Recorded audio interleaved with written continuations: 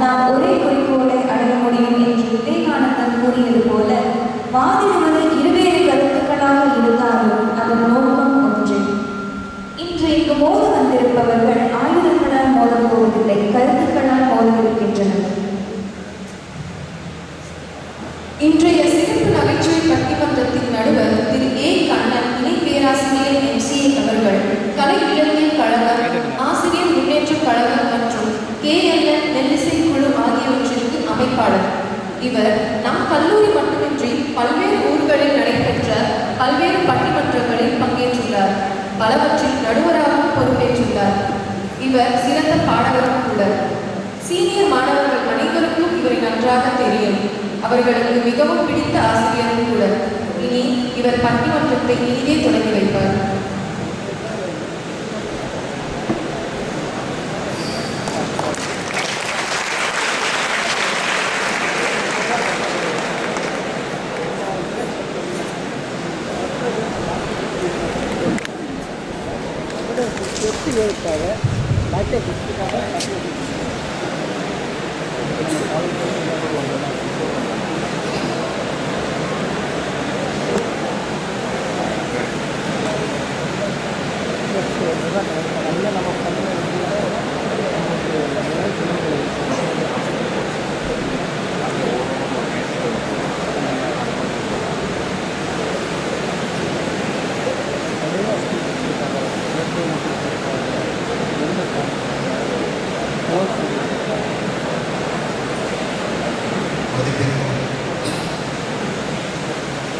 மரியாதைக்குரிய கல்லூரி இணை செயலாளர் ஜி. ராதாகிருஷ்ணன் அவர்களே, மதிப்பிற்கும் அன்பிற்குரிய நம்முடைய கல்லூரி முதல்வர் அவர்களே,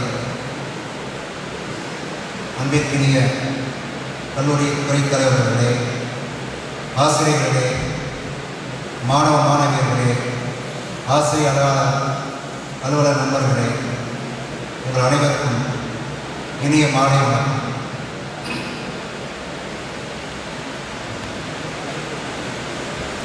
இன்று விவேகானந்தர் பிறந்த தினத்தை முன்னிட்டு பட்டிமன்றம் ஏற்பாடு செய்யப்பட்டிருக்கிறது. மாணவர்கள், முதலாம் ஆண்டு மாணவர்கள், PG மாணவர்கள் வந்திருக்கிறீர்கள். நீங்கள் முன்கூட்டி இந்த மாதிரி ஒரு பட்டிமன்றம் நான் பார்க்கவில்லை. திடீரென்று ஒரு பட்டிமன்றம் சொல்லி உங்களெல்லாம் கூட்டத்தை உட்கார வச்சுருக்காங்க.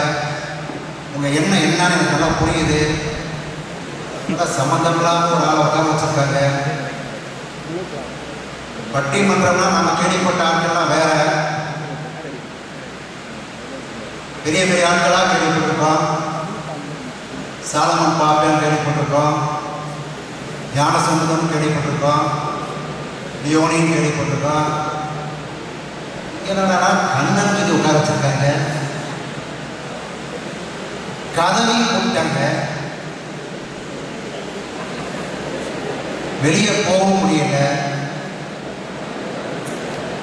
ஏதோ புரியாத படத்துக்கு வந்த மாதிரி ஒரு ஃபீலிங் உட்காந்துருக்கீங்க. எப்படி ஒரு 1 hour பாஸ் ஆக போதே தெரியல.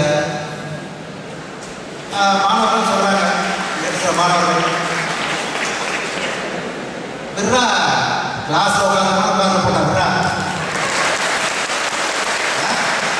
ஏதோ போட்டோம், எல்லாத்தையும் பார்க்க வேண்டியிருக்கு, விட்றா, நம்ம செஞ்ச பாவம் தான். எண்ணங்களை ஓடிட்டு இருக்கு. இல்லை, இந்த பட்டிமன்றத்தை ஆயிடுச்சுன்னா அவங்க தலைப்பு வந்து இளைஞர் சம்மந்தப்பட்ட தலைப்பு. அதனால் முதல்வர் அவர்கள் ஒரு இளைஞனை போடணும்னு ஆசைப்பட்டார். எதுக்கு வெளியே இருந்து நடுவர் கூப்பிடுறீங்க? ஒரு இளைஞர் நடுவர், இளைஞர் ஒரு படம் ஓடிட்டு இருக்குல்ல, அந்த இளைஞர்கிற படத்தை நடிச்சுட்டு காலையில் நீங்கள் ஏற்றுக்கிறீங்க இல்லையா இளைஞர்களா? அதே மாதிரி நீங்கள் இந்த பட்டிமன்றத்தை ஏற்றுக்கங்க. நான் நிச்சயம் அந்த பட்டிமன்றம் நல்லா அமையும் நம்பிக்கை இருக்கு. என்ன நம்புறீங்களோ இல்லையா, இவனை நீங்கள் நம்பலாம். அதனால செஞ்ச போட்டியாக வந்திருக்காங்க மாணவர்கள். அதனால் வந்து இந்த பட்டிமன்றத்துடைய தலைப்பு என்னன்னா, இன்றைய இளைஞர்கள் வாழ்வில் முன்னேற அதிகம் தன்னம்பிக்கையை வளர்ப்பது சமுதாயமா சக நண்பர்களா? முதல் வந்து இளைஞர் யாரும் சொல்லிட்டோம். இளைஞர்னாலே அது ஆண்பால் பெண்பால் ரெண்டு கலந்தது. இளைஞர்னு சொன்னோம்னா அது ஆண்பால், பெண்பாலுக்கு வந்து இலை நங்கைன்னு சொல்லுவாங்க. இப்போ போய் யாராவது பார்த்து இல்லை நங்கை அவர்களே அப்படின்னா அர்த்தம் தூய தமிழை யூஸ் பண்ண முடியாது. ஸோ அந்த ஒரு ப்ராப்ளம் இருக்கு. ஆனால் இளைஞர்கள் பொதுவாக சொல்லணும்.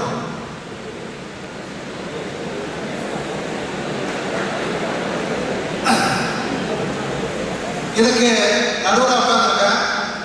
உண்மையை சொல்ல போனால் வடிவேல் சொன்ன மாதிரி பேஸ் மட்டும் வீக்காக இருக்குது. இங்கே கொஞ்சம் நடுங்கிட்டு இருக்க கிடக்கிற நாடு காடு தெரியாது. லைட்டாக சில்லுன்னு ஒரு பயம் இருக்குது. நான் உங்களெல்லாம் பார்த்தா பயமாக தான் இருக்கு. நான் பெரிய புதுசாலி இன்டெலிஜென்ட் பர்சனாலிட்டி சொல்லுவாங்க. அந்த மாதிரி ஆள்கிட்ட நாம் ஏதாவது சொல்ல போய் கூட போய் படிச்சப்போ அப்படின்னு அனுப்புகிறாங்க. பயமாக இருக்கு. உறுதிப்பட படத்தில் கமலஹாசன் சொன்ன மாதிரி வீரன் என்ன பயமே இல்லாமல் நடிக்கிறேன். அந்த வேலையை தான் பண்ணிட்டு இருக்கேன். உள்ள கூட சவுண்டு கேட்குது. அட்ஜஸ்ட் பண்ணிக்கங்க. சரி, இளைஞருக்கு தன்னம்பிக்கை அப்படிங்கிறது சமுதாயமா சக நண்பர்களா? ஆக்சுவலாக சமுதாயம் சொன்னாலே எல்லாமே வந்துடுது. சமுதாயத்துக்குள்ள எல்லாம் அடைக்கிறது. பூமின்னு சொன்னால் எல்லாம் அடைக்கிற மாதிரி சமுதாயத்தில் எல்லாம் அடைக்கிறது. ஆனால் இந்த தலைப்புக்கு ஒரு விவாதத்துக்கு சக நண்பர்களா சமுதாயமா தனியாக பிடிக்குது. குடும்பம்னா அப்பா அம்மா அப்பா தங்கச்சி தங்கை எல்லாமே வந்துடுறாங்க இல்லையா? இருந்தாலும் யாராவது பக்கத்தில் பார்த்து உனக்கு அப்பா பிடிக்குன்னா அம்மா பிடிக்குமா அப்படின்னா கேட்பாங்க இல்லையா? ஆனால் அந்த பொண்ணு அம்மான்னு வச்சுக்குவோம். அப்போ அப்பா பிடிக்காத அர்த்தம் கிடையாது.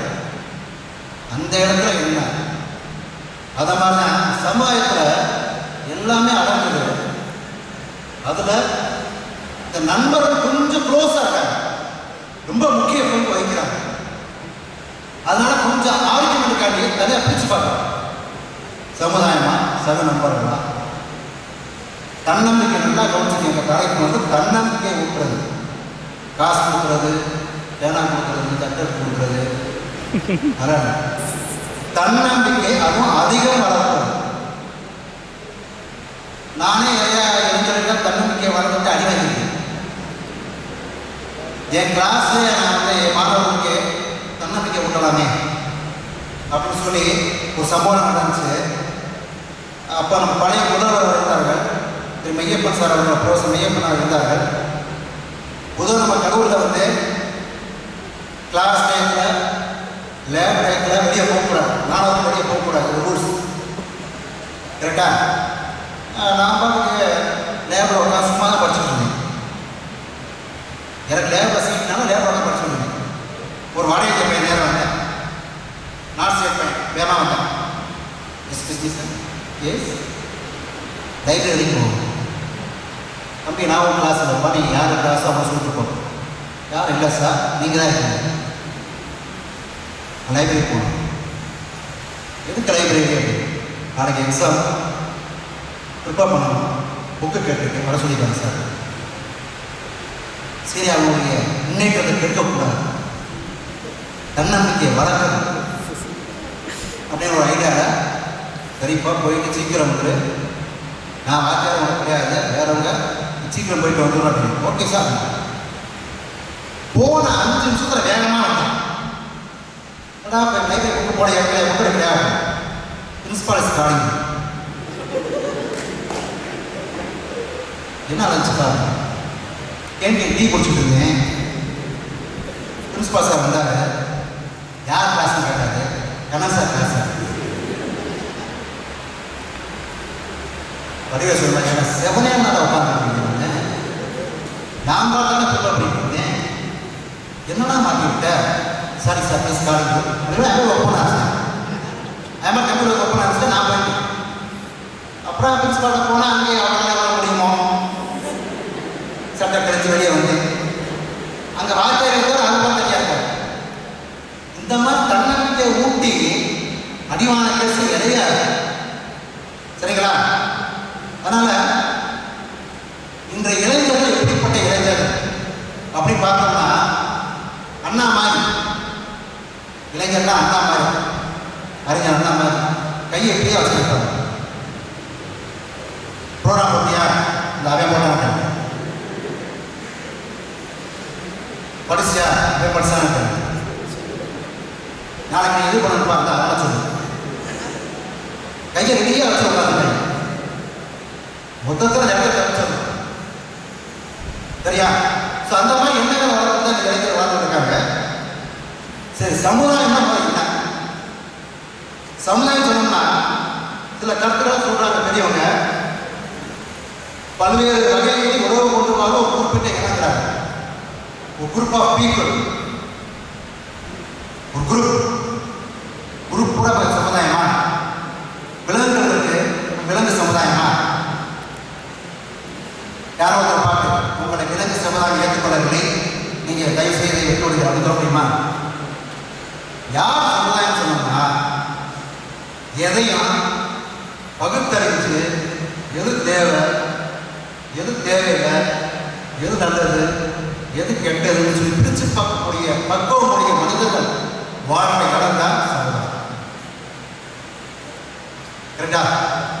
அந்த மாதிரி ஒரு கூட்டத்துக்கு பேரு நம்ம சமுதாயம் சொல்றோம். ஒரு சொசைட்டிங்கிறோம், ஒரு கம்யூனிட்டியா இருக்கலாம், ஒரு குரூப் ஆஃப் ஸ்பெசிபிக் ப்ரொஃபஷனாக இருக்கலாம், ஜாலியாக இருக்கலாம், மதமாக இருக்கலாம், எது வேணா இருக்கலாம். அப்ப சமுதாயத்தை எப்படி சொல்லலாம்? இளைஞர் சமுதாயம், தனியார் சமுதாயம், குடும்ப சமுதாயம், இதெல்லாம் சொல்லணும். வள்ளுவர் ஒரு சமுதாயம் சொல்லியிருக்காரு, அவர் பாராட்ட சமுதாயம். இந்த மாதிரி இது சமுதாயம். நண்பர்கள் அப்படி பார்த்தோம்னா அவங்க எப்படிப்பட்டவங்க? நண்பர்கள் இல்லாத மனிதர்கள் இருக்க முடியாது நாட்டில். தானே? லவ்வர்லாம் இருக்கலாம், ஆனால் நண்பர்லாம் இருக்க முடியாது. என் நண்பர், சரிங்களா? அந்த மாதிரி நண்பர்களுடைய முக்கியத்துவம் என்ன கேட்டோம்னா, ஒவ்வொரு மனிதனுக்கும் நம்பகமான ஒரு ஆலோசனை தேவை. நம்பகமான ஒரு ஆலோசனை. ஒய்ஃப்க்கு டிஸ்கஸ் பண்ண முடியாத, ஹஸ்பண்டை டிஸ்கஸ் பண்ண முடியாத, பெரியவர் டிஸ்கஸ் பண்ண முடியாத ஒரு நண்பனை டிஸ்கஸ் பண்ணணும். அதான் நண்பன். ஆனால் இந்த நண்பர்கள் அப்படிப்பட்டு இருக்காங்களா? இந்த நண்பர்கள் தன்னுடைய நண்பர்களுக்கு அந்த மாதிரி நம்பகமான ஆளாட்டாங்களா? தன்னம்பிக்கையை ஊட்டாங்களா? இன்றைய நண்பர்கள் தன்னம்பிக்கையை ஊட்டாங்களா இல்லையோ, தண்ணி நம்பிக்கையை நல்லா ஊட்டாங்க.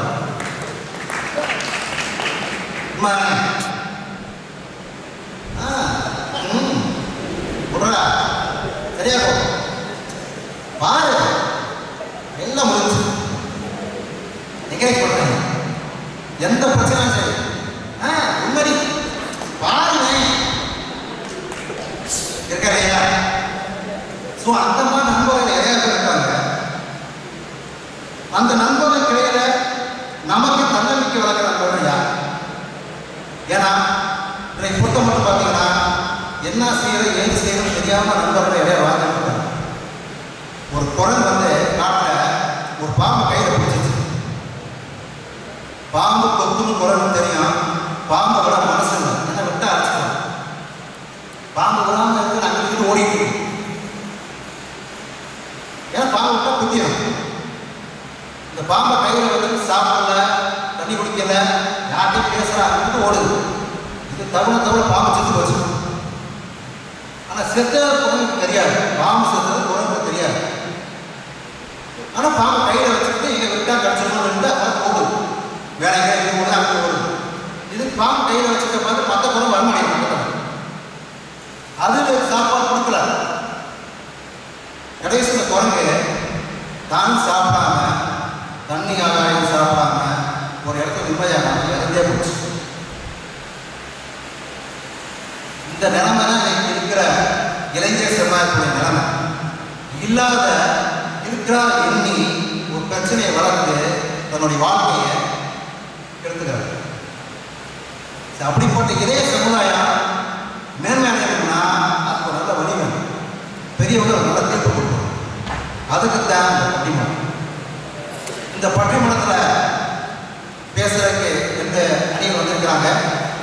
ஒன்று வந்து சமுதாயமே அப்படிங்கிற அணியில் ப்ரொஃபஸர் ரவிக்குமார் அவர் வந்திருக்கிறார்கள்.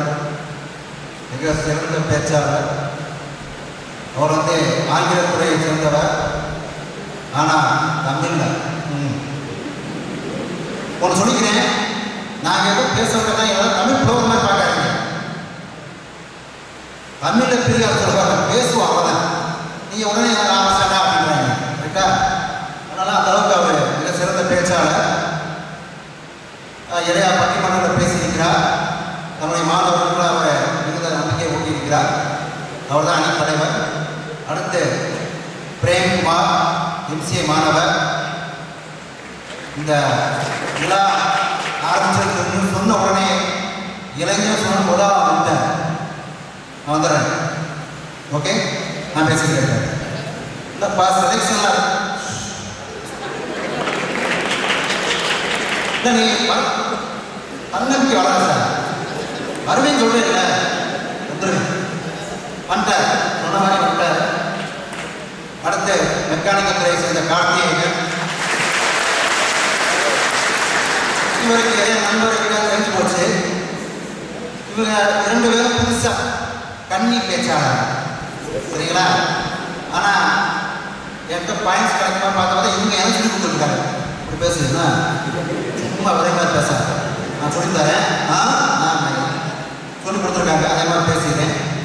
அடுத்து நண்பர்களே, சக நண்பர்களே பேசுறதுக்கு என் நண்பர் வந்திருக்கிறார். இயக்குனர், திரைப்படத்தின் இயக்குனர், எம்பிஏ துறையில் மிகப்பெரிய இயக்குனர் அவர். அவரை யாரும் அவரை சீக்கிரம் அசைக்க முடியாது. அப்படிப்பட்ட ஒரு நண்பர். முன்னாடியெல்லாம் வந்து பேச கூட்டா அழகாக பேசுவார். ஆனால் என்னமோ தெரியல, கடந்த சில மாதங்களாக டென்ஷனாகவே இருக்கார்.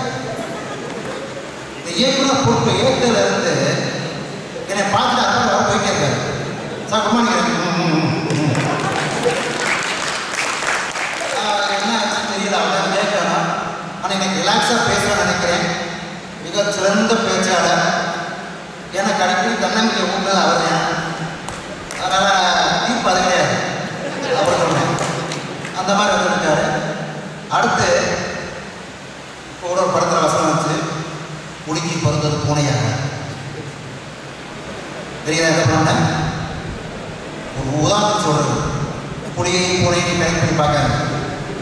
அந்த மாதிரி நமது கல்லூரி பேராசிரியர் திரு ஏஎம் அவர்களின் அன்பு புதல்வர் கருணாமூர்த்தி. அப்பாக்குள்ள தப்பா போகிறது, சரியான பேச்சு பார்ப்போம். நாம சிக்கிட்ட நினைக்கிறேன், பார்ப்போம். அடுத்து அதே துறையை சேர்ந்த ரகுபதி அவர்கள் மிக சிறந்த பேச்ச நிறையா பிரைஸ்லாம் வாங்கியிருக்காரு. லாஸ்ட்டாக கூட ஒரு பேச்சு போட்டி, கவிதை போட்டியில் வந்து நானும் முதல்வர்கள் உட்காந்துருந்தான். கொஞ்சம் அழுத்தான், இப்படிலாம் ஆளுக்காங்களா, அந்த அளவுக்கு ஒரு பேச்சு.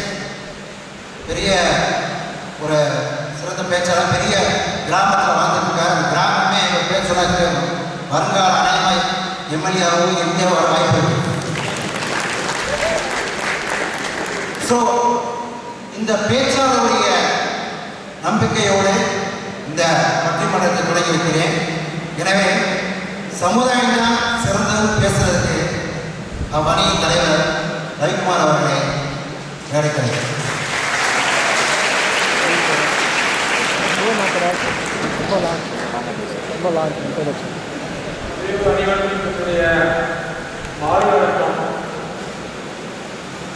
நடுவர் எதுவுமே சொல்லிட்டாரு, இளைஞர் தின விழா சொல்லிட்டாரு. அதையும் மீறி எனக்கு வாய்ப்பு முதல்வர் அளவுக்கு நான் இணைந்து இல்லை. அதே நேரத்தில் என்னுடைய நன்றியும் வணக்கம் விவேகானந்தருக்கும் போச்சு. நீங்க கொடுத்துருக்கிற தலைப்பு குறித்து எனக்கு சமுதாயம் தான் பேசணும் அப்படின்னு அவரும் சொல்லலை, நாங்களும் டிசைட் பண்ணல. நடுவர்களே, நண்பர்களா சக நண்பர்களா சமுதாயமாக பிரிக்கவே முடியாது. நீங்க சொல்லுங்க, இப்பதான் சொன்னீங்க, கூப்பிட்டாங்க பேசுறேன். நண்பர்கள் சமுதாயத்திற்கு தான் எழுத முடியும். பிறக்கும் போதே நண்பர்கள் படுத்தல் பக்கப்படுத்தல் பெட்டில் படுத்தல் கிடையாது. 3 வருஷத்துல எங்கேஜி ஸ்கூல் போறோம், அப்புறம் ஸ்கூல் போறோம், அப்புறம் காலேஜ் போறோம், ஒரு ரோடு எடுத்து போறோம். அங்கதான் உங்களுக்கு நண்பர்கள் மட்டும் பிரிவடையும். ஸோ எல்லாமே சமுதாயம் தான் ஃபர்ஸ்ட் பாயிண்ட். ரெண்டாவது, நண்பர்கள் மட்டும் குறுகிய உதாரணத்துக்கு நண்பர்கள் வந்து ஒரு புத்தகம் புத்தகம்னா சமுதாயங்களுக்கு லைப்ரரி வருது. இப்போ நண்பர்கள் வந்து ஒரு மொபைல் ஃபோன் எடுத்துக்கிட்டா சமுதாயங்களுக்கு இன்டர்நெட் மாதிரி. அதே நண்பர்கள் மட்டும் நம்ம கால கேண்டிங் மாதிரி. சமுதாயத்துக்கு வந்து தாக்கே கோகுல புஸ்தா அந்த மாதிரி ஒரு வெரைட்டி கிடைக்கிறது. ஸோ அப்போ நீ எங்கே நம்பிக்கை வைக்கிறீங்க? நம்ம கால கேண்டிங்கா வெளியே வரும். முதல்ல நீங்கள் டெய்லி சாப்பிடாதீங்க. எதிரே தலைவரே அதெல்லாம் சாப்பிட்டாரு. இன்னொரு பஸ் தான் டெய்லி சொன்னீங்களா?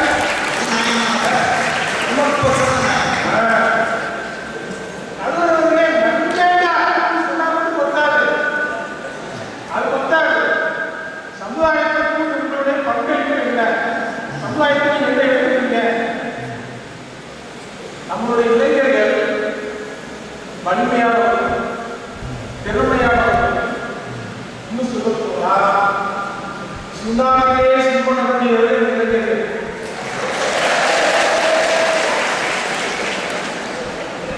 ஆனால் அவர்களுக்கு சரியான வழிகாட்டி நண்பர்கள் இல்லை, சமுதாயத்தில் தான் இருக்கிறது என்னுடைய வாதம். 4 பேர் சேர்ந்து அவங்க பேசிக்குவாங்க. 2 பேர் பெருசா சேர்ந்தாங்க, சினிமாவுக்கு பேசுவாங்க, நேற்று பஸ் ஸ்டாப்ல என்ன நடக்குதுன்னு பேசுவாங்க, பஸ்ல என்ன நடக்குதுன்னு பேசுவாங்க, அது என்ன கலர் நடந்துச்சுன்னு பேசுவாங்க. அந்த மாதிரி பேச்சு போகும். நீங்க